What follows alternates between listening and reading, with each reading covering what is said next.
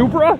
Well, too bad, because we got Preludes, baby. This is the 5th generation of the Honda Prelude. This is the car that I wanted to drive and own in high school and even in college, but the SHs, the Type SHs, were very difficult to get a hold of.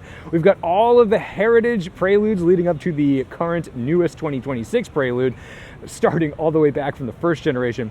And Prelude was always a great showcase of being a cool, sporty thing with extra technology. We got 4-wheel steering, but in this car, you got a 2.2 liter 4-cylinder that revved out to 7,400 RPM. Front-wheel drive, of course, that's the thing.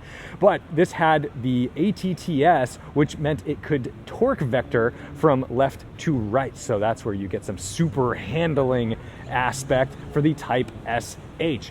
This was just as beautiful as a car could be when I was in college, but I couldn't afford one because even though they had some miles on them, even though they were late 90s cars, they were still quite expensive. But when you look inside, man, does this dashboard just remind you of an NSX or an Integra? Or, I mean, this is all just like some of Honda's greatest hits. Let's get under the hood real quick because I do want to show you if I can find it. There we go. I do want to just show you what this looks like. Pretty substantial door too. When you were buying a Prelude like this, you were getting something a little more substantial than the Civic. Under the hood, there it is. That is heritage, an H22A. And you know, it's not the iconic K series that seemingly revolutionized street racing in America or around the world really, but this is pretty impressive stuff. So let's jump in, take this 5th gen Prelude for a drive, and see if it should have been the car that I was driving in high school. Also, VTEC, baby. We love it. Let me just take a peek in here, see what this... Oh, loads of trunk space. You can tell that the Honda Heritage Collection, they always do a good job taking care of everything. There's covers for all their cars.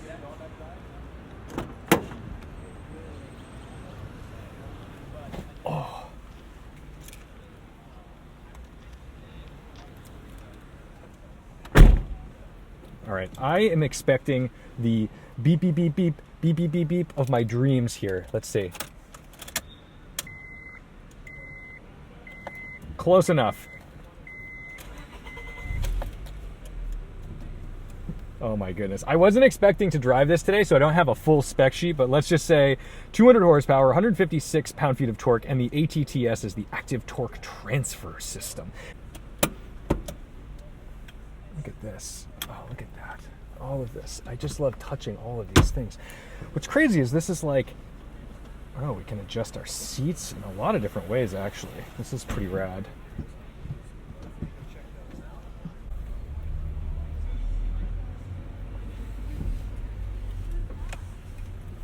And the only thing you don't get on this car that I feel like would have been really cool on the final, you know, up until now, the final generation of Prelude would have been the pop-up headlights.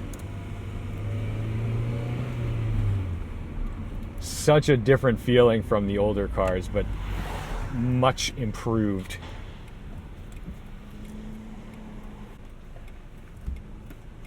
No telescoping.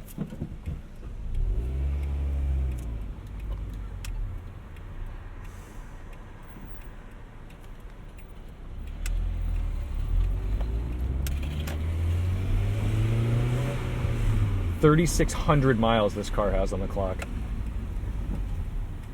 I gotta tell you, I think I was more comfortable in the 2nd gen Prelude.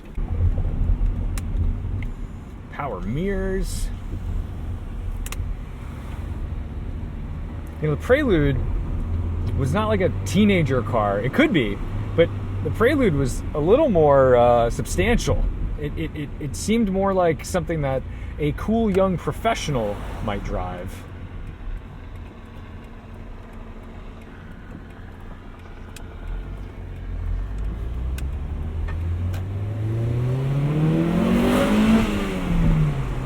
VTEC.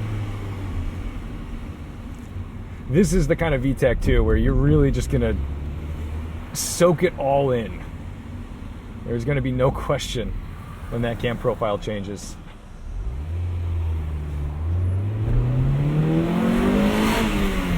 What a sound.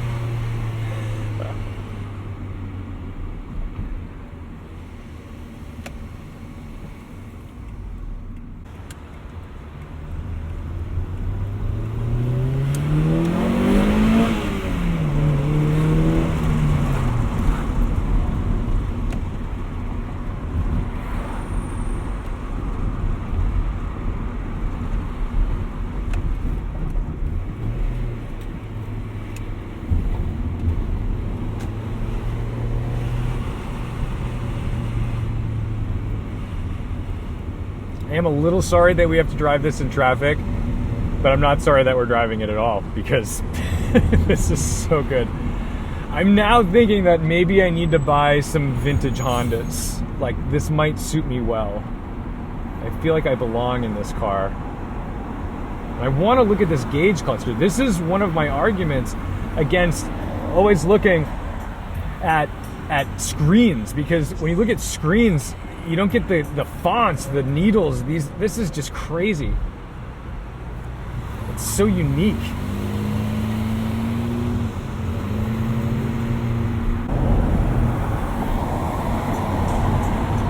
These guys are filming it. She commands respect.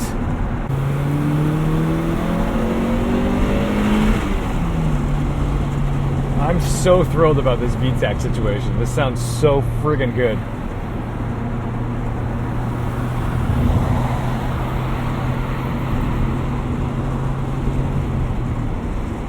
It's smooth, it's precise, it's dignified.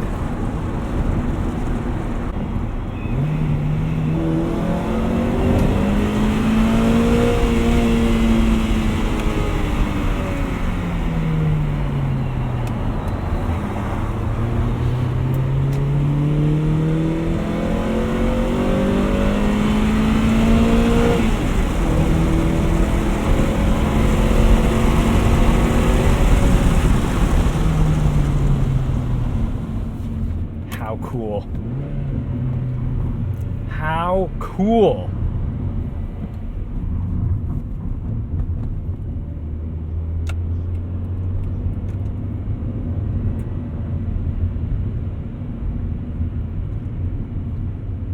What an odd speedo too. It goes to 150. I don't think I've ever seen a 150 speedo. I see a lot of 140s and 160s, but very rarely do you see a 150.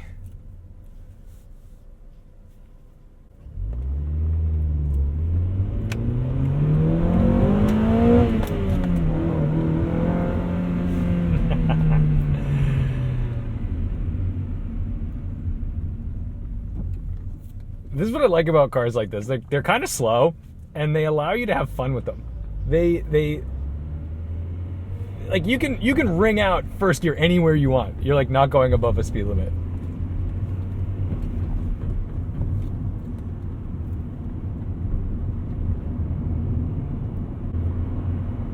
Pretty well, like it's refined. No wonder why this was out of my price bracket when I was a kid.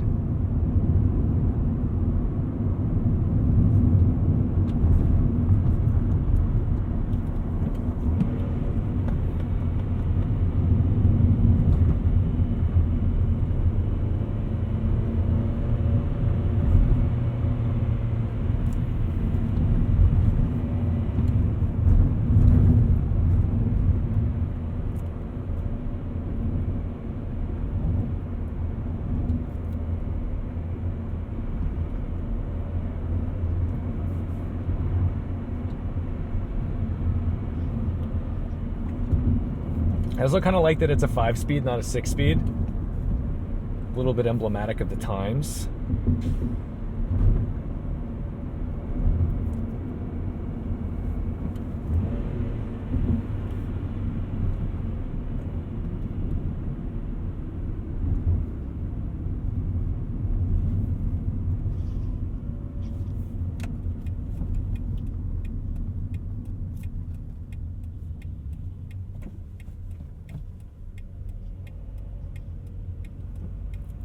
This is easier to drive than my Type R.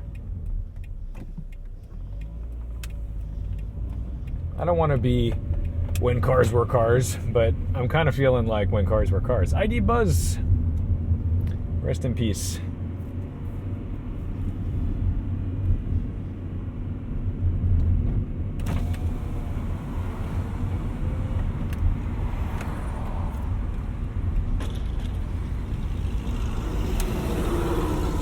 That truck is awesome. Whoa! Whoa! Are you filming? Yeah. What do you post on? On YouTube. I'm a YouTuber. Oh! Are you going to watch Tedward, like Edward with a T. Be safe. Buckle your helmets.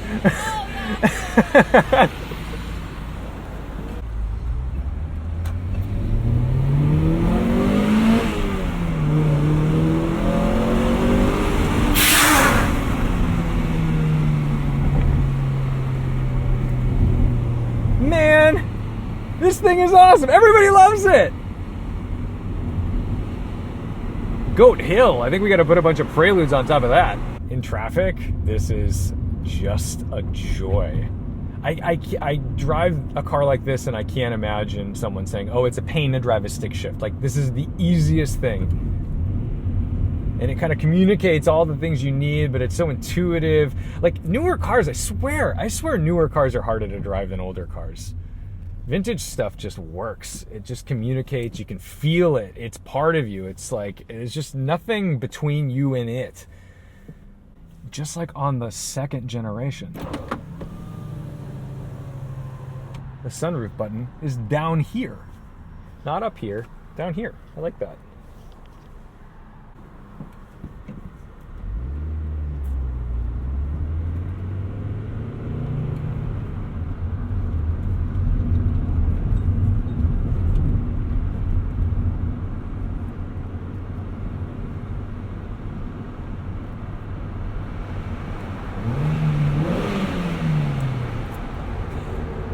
It's so smooth. There's some Honda Heritage, baby.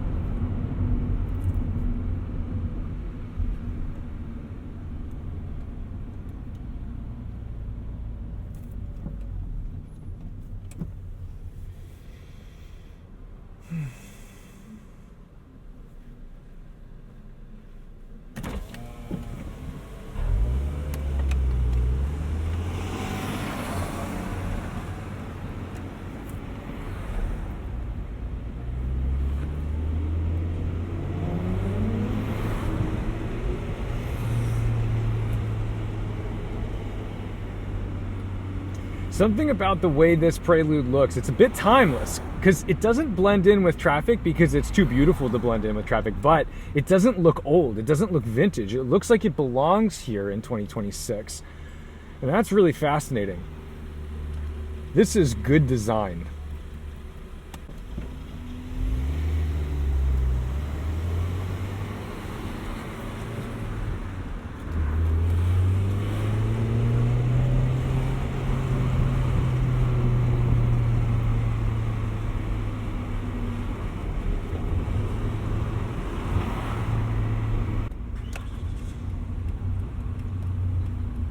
Now we're back at the ocean.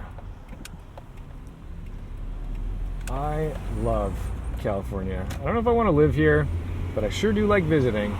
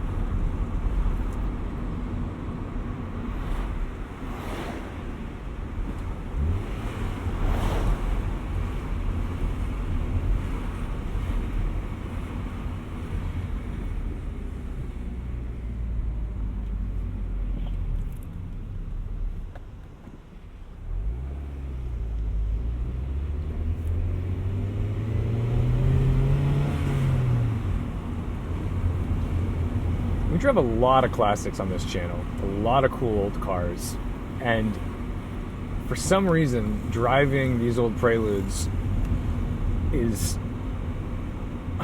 it's a different feeling, because these were cars that people just used to actually get around. They were cool, for sure, but they were people movers. They were a step above an economy car. They were based on economy cars.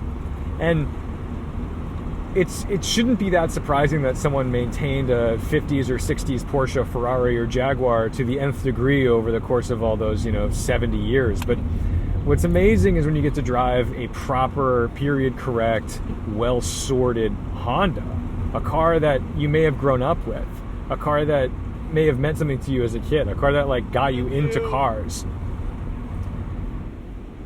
It's why I like driving a Ford Escort or a Pontiac Sunfire, or just something that I otherwise would never get to experience, because they've all disintegrated. They've all been used and used up. But it's really special when you get to drive a car like this that hasn't, that gets to showcase what that really was, and prove to you that it wasn't just a feeling of nostalgia that made it special. It really did matter. It really did feel this good when it was new.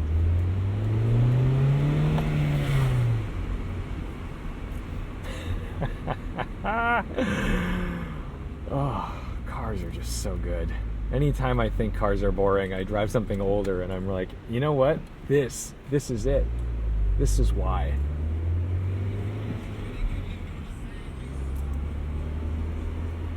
Back to the Top Gun house. We'll drop this bad boy off.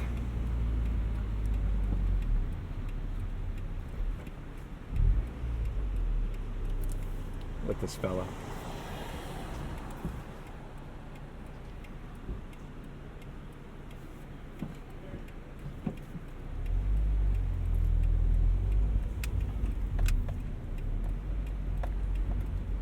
Well, hopefully someday we'll get to spend more time with this in a more athletic endeavor. But for now, this will do just fine. So thank you guys so much for watching, liking, commenting, and subscribing. Don't forget to respect the drive. There's Jessica Ray of Motor Week. That sounds good. I want to try that Yemeni place. I know. That looks really good. Well, that, and I want to check out, because I noticed you never get back to that shoot but that one gets brand. That'll do it. Thanks so much for watching, liking, commenting, and subscribing. Don't forget to respect the drive, and I'll see you in the next one.